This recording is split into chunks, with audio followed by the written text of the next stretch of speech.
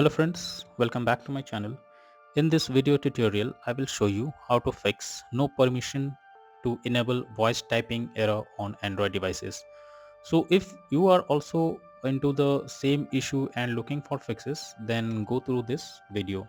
So for that, first you need to ensure that voice typing is enabled. So for that, go to your message section, start a chat, and here you need to click on comma and it will open settings. Now here you need to click on voice typing, and here make sure this option is enabled, use voice typing.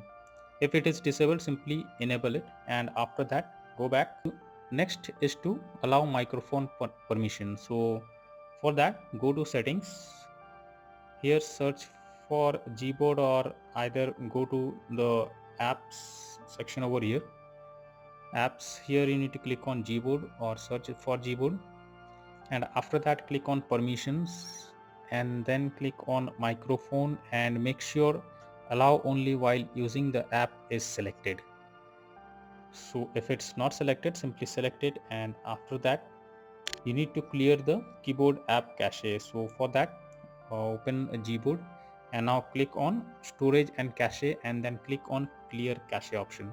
So this will clear the cache of the Gboard, and after that check if the issue is resolved. If not, now it's time to update your keyboard app. So for that, go to Google Play Store. In the search bar, search for Gboard,